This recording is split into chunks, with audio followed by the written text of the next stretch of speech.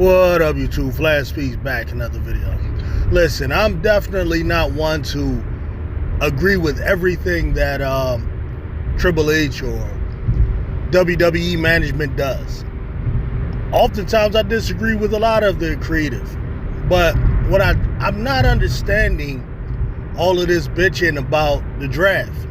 You know, I'm listening to different podcasters and so on, and you know, people are just so up in arms about the draft, the way it started on SmackDown, and I guess I don't get it. I think more business wise, I think, than some of the people on here. Some people are just passionate, and some people are just for over just be bitching, just to be bitching.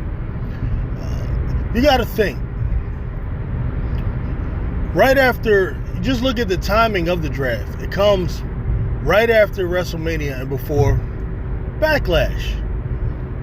Right after WrestleMania, you've pretty much ended the year off. So now you started out. Backlash, you've already started certain feuds. So in the midst of those feuds,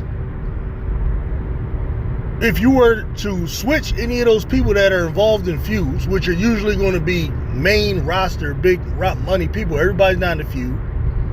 If you're going to switch them over to the other brand, then you're pretty much breaking up the feud. So more than just bitching about the draft being a shakeup, I think if there was something to complain about, it's the timing of the actual draft, maybe, is an issue. You know, perhaps, you know, they should do Backlash and then the draft, maybe. You know what I mean? So that way you don't run into that, right? You can't on one hand bitch about, well, how come there's no creative and then there's no feuds? And then turn around and then bitch about the draft. Well, you're going to interrupt feuds if you start moving big talent from here to there, especially feuds that you may have started immediately after WrestleMania, or immediately, you know, or before Backlash, right? I mean, am I tripping, or that's just the way it appears to me logically? You know, now a few things. Some guys, you know, bitching about who went first. Bianca Belair goes first. This is a problem. I don't know. I don't get why. But I'm gonna tell you that decision that Triple H made. This was an emotionally intelligent decision by Triple H, right? By a guy that has a lot of emotional intelligence, right? He ain't called the game for nothing. You know what I mean? Out of anybody in wrestling, the whole wrestling community, the game got more game than anybody, and you know what I'm talking about, because he somehow managed to get his little ugly ass up in the McMahon family, right? For real, he got more game than anybody. You got to be an emotionally intelligent dude to deal with Stephanie McMahon. You could just only imagine. At any rate, picking Bianca Belair number one is a way of letting her know, okay, we don't have you in the championship running right now. We're going to take you out of that, and we're going to have you in this dumbass tag team division that we're trying to invest in, helping to foster this Jade Cargill talent that we have, trying to let her know we're not trying to replace you with her, number one. Number two, you're still appreciated and valued with this company. That's all that was. That's all that was. And for women, a lot of times that type of shit is important, but like some of you jokers that don't know nothing about that, like you don't know about women and like game and how to finesse things, y'all don't get that. But Triple H, it's one thing I'm gonna give him. That's another feather in his cap. He's a very good, I called him the player's coach, and he's also very highly emotionally intelligent guy. So I'll give him that. Outside of that, the little moves that he made, he's not going to change a whole lot, man. It's not going to change a whole lot unless it's for people that are already not infused in feuds. You know, I listened to this one guy say, you know, Tiffany Stratton has to go to Raw. I could kind of see that, but I don't think so, man. I think Tiffany Stratton is going to be locked into a feud on SmackDown. You put her over on Raw for what? The Raw right now is being ran by Liv Morgan. And who knows when Rhea's coming back. And Becky's over there right now. So why would you put her over there? You put her over. You already got her right now challenging for the women's title against Bayley and Naomi. Bayley will hold it, but the thing is, you see these guys, they don't understand the role that the veterans have with the younger ones. They're bringing them up like back in the day when Sting first came over from the UHF.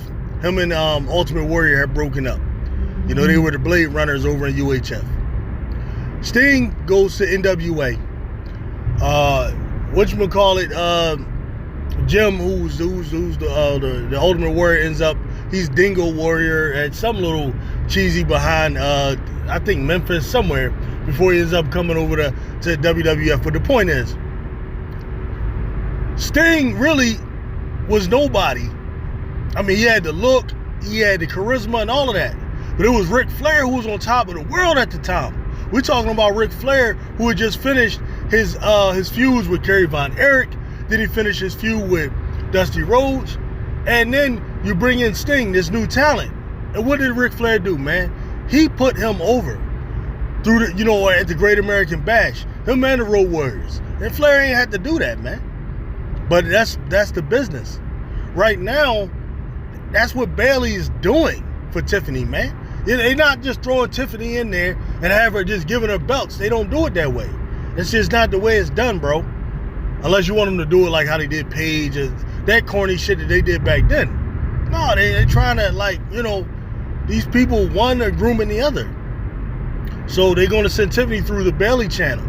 Same channel, Bianca went through. Same channel many others go through. So that's what's happening with that. She's not going to go over the Raw. For what? For what? Did they step on Liv Morgan's toes?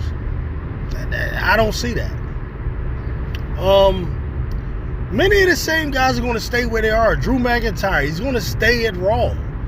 CM Punk is going to stay at Raw. That's what I expect. Now, if they switch something up, I'd be surprised. I already knew, just using common sense, when they changed the rules where the champions were not going to move. Right? If the champions were going to stay where they are, the common sense tells you whoever is locked into a feud with a champion right now is going to stay where that champion is. Triple H is just playing it safe. That's what he does. I don't know if it's good or bad. But shaking shit up just to shake shit up, just to say it seems more like a draft. For what? For what? Now, you had to do a draft because it's tradition. But honestly, he probably didn't really feel like the draft was something that was pertinent right now. What's more important is that you get these feuds going. You got to find something for Cody. I don't know what they doing with Cody, man. This AJ Styles thing, where they buddy, and AJ Styles got all this respect for the great Dusty Rhodes and all that kind of stuff, man. I don't feel any tensions there. I guess what they'll do is have AJ Styles attack him to try to make it a feud, I guess. But dude, they're gonna have to do better than that, man. If Cody Rhodes is gonna carry his company, they're gonna have to help him out with something. The Rock was helping him out. A lot of people didn't peep, but what The Rock did for Cody Rhodes was basically what Ric Flair did with Dusty Rhodes. That's all Rock really did. If you just listen and watch the way The Rock carried himself, that last hill thing where he was Baal, or rather, let me not say that, where he was the final boss, okay? He was basically Ric Flair. If you go back to 1984, I believe it was, or 85, back in the NWA, it reminds you of the cage match where Ric Flair and Dusty Rhodes, where that thing went to a head and Dusty Rhodes gets injured. It was very similar to that, man. That's the way I see it. It's just, but the point is, Cody Rhodes needs someone to feud with in order for his reign to be any good. Because right now, he's not a guy that he himself, he's not his dad, man. You give him a mic, he is not Dusty, bro. So, I don't know. They need to figure something out with that. What I would like to see, now if you are going to make a change, send that boy Drew over there. Send that boy Drew over there to SmackDown and let Drew go at it with him. But I'm gonna let you know right now, I'm gonna want to see Drew hold the belt over some damn Cody. You know what I mean? But then I don't see them doing that, because what you gonna do with CM Punk when he come back? Unless Punk just gonna be out forever. You know what I mean? So if they're gonna make the change, that's the only shakeup I would want to see. Put Drew over there with Cody, because Cody needs a charismatic heel to balance out, you know, what he is, man. He's a cornball. You know, that's what he is. You know, let's just keep it funky, man. Like, the one thing you're gonna get in this channel, man, I'm not gonna cap. I'm not gonna talk no BS. I'm gonna tell that shit exactly how it is, man. That's the one thing you can count on when you come here. I'm gonna give it to you straight. For real. No agendas, none of that. Raw, uncut, straight. You know what I mean? So, let me go ahead, man, get ready for tonight's Raw. I'll get with y'all later, man. Review time, man. Peace out.